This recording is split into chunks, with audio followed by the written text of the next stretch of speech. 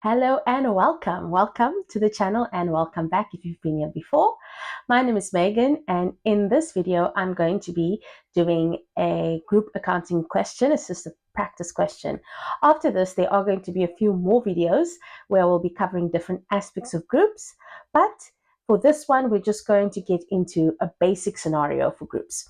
So let's get started.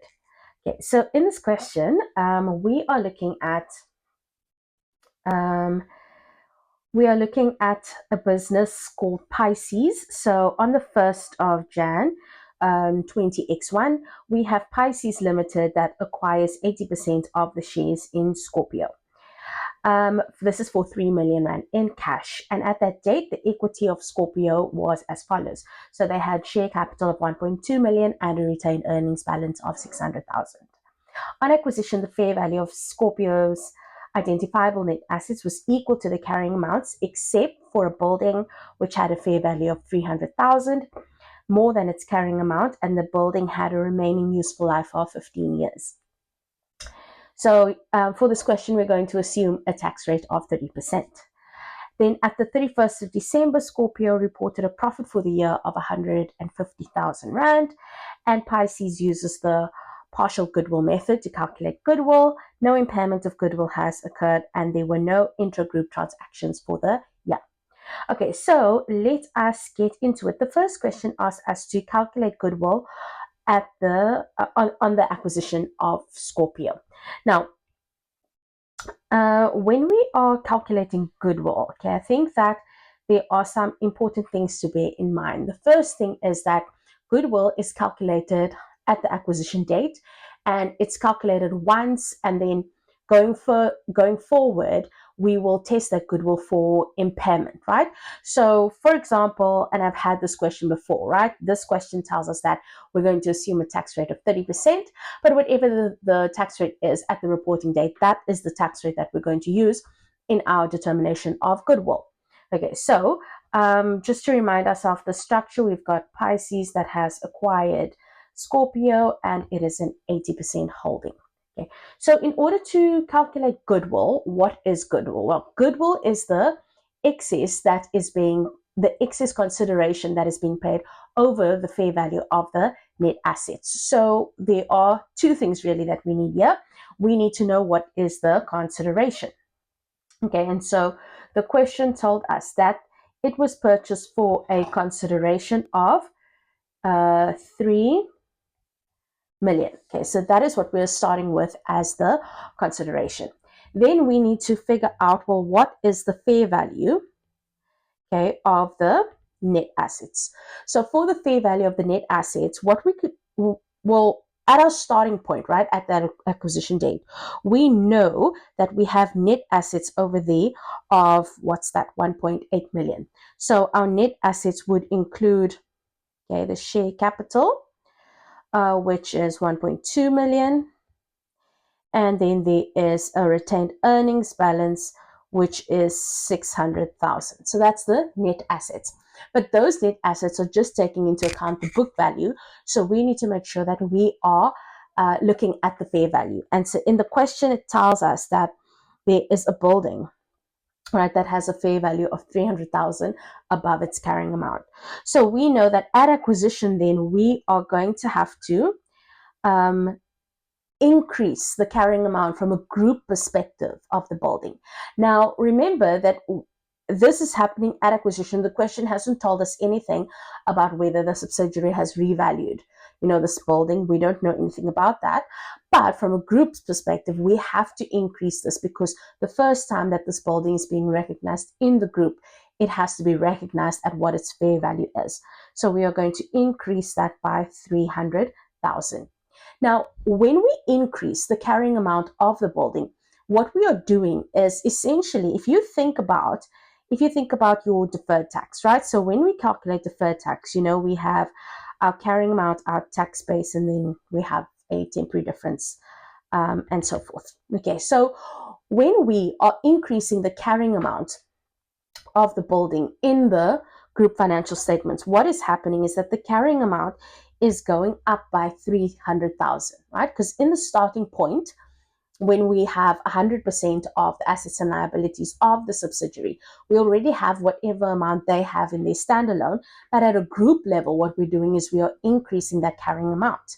But the tax base of that asset remains unchanged because the tax rate relates to the entity that legally owns the asset. And in this case, it would be Scorpio. So even though at a group level, the carrying amount is changing, the tax base for that asset is not changing as well. So the tax base is going to remain the same. So that means that we are going to have a temporary difference of 300,000. Now, this temporary difference here is on the initial recognition of the asset in a group.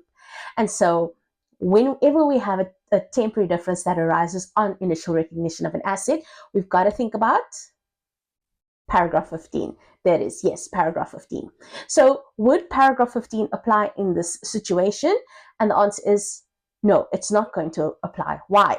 Because if you read the requirements of paragraph 15, B, it specifically says that the taxable temporary difference here that arises must not be in a business combination. And because this is in a business combination, paragraph 15 does not apply. And so if paragraph 15 does not apply, it means that there will be deferred tax. So we are going to apply the tax rate of 30%, because that is the tax rate that we have in the question. And that means that we are going to be sitting with a deferred tax liability of 90,000. So at the acquisition date, when we're looking at the net assets, while we've increased the carrying amount of the building, we also need to now factor in the deferred tax liability that we are recognizing as well. So we are going to have deferred tax, and that is going to be 90,000. Okay, so in total,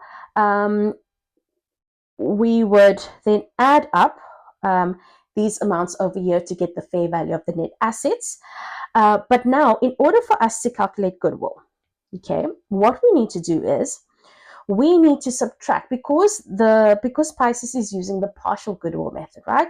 It means that we are going to take 80%, right, of the net assets, and we're going to subtract that from the consideration that Pisces has paid to calculate what the goodwill figure would be. And so if we take 80% of this total over here, it's going to give us 1.6 million. Okay, roughly 1.6 million. And so that is 80% of the net assets of Scorpio, for which Pisces was willing to pay 3 million. And so if we subtract the one from the other, we find that the total at the end is 392,000. So 392,000, this is the amount that we expect to see on the statement of financial position. Okay, so remember again that goodwill, as I said, it is something that we are raising at the group level, right? It's not sitting in Scorpio's financial statements or even in Pisces' financial statements, right?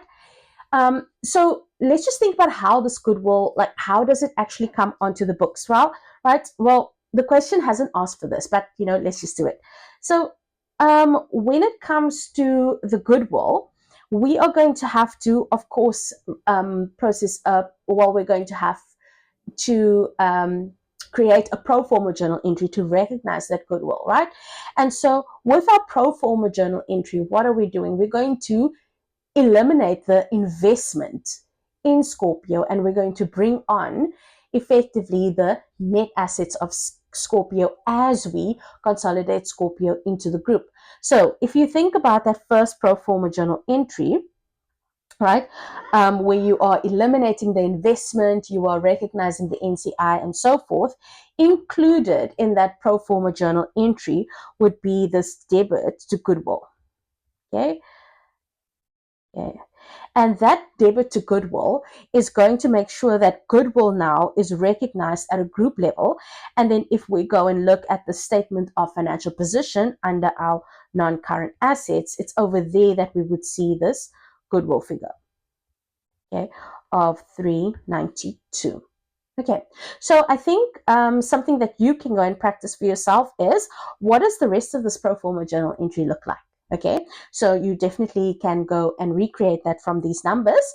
But one place where you are going to get a bit stuck is with the building, because don't forget that when we have this building, when we bring this building, there's going to be accumulated depreciation in the starting point in Scorpio's trial balance, and we would need to do a pro forma journal entry to eliminate that. But the point of this question was not to go that deep into it. We'll cover those sorts of things in later examples together. For now, I just wanted us to think about the goodwill. Okay, so then the second question, it's asking us to prepare the consolidated statement of financial position, specifically showing these four things. So showing what is the goodwill, what is the investment in the subsidiary, what would be the consolidated retained earnings, and what would be the non-controlling interest that is recognized at a group level. Okay, so if we prepare our statement of financial position, so under our non-current assets, we've already said that we would have our goodwill, which is going to be our 392 over there. Okay. The next thing in terms of the investment, okay, in the subsidiary. So when it comes to the investment in the subsidiary, the investment does not exist at a group level, right? So as I said before, we are going to bring on the net assets of the subsidiary, i.e. Scorpio, when we consolidate. And we do that, the way that we do that is through eliminating the underlying investment, because we don't want to show the investment. What we want to show is the underlying assets, liabilities, income, and expenses of the subsidiary. So in the group financial statements, there would be no investment, right? But if we think about the separate, right, financial statements for Pisces, okay, in their financial statements, they would have an investment in subsidiaries, and that investment would be 3 million Rand as it relates to Scorpio. Okay, so now let us calculate the non-controlling interest balance as it would appear under the equity section in the statement of financial position. Now, when we are calculating the non-controlling interest balance, okay, so starting off, we would start with whatever our opening balance is. So our opening balance would be 20% of the net assets, and that amounts to 402,000. So where am I getting that? I'm taking the net assets over here, and I am taking 20% of that, which is 402,000. Okay, now when we are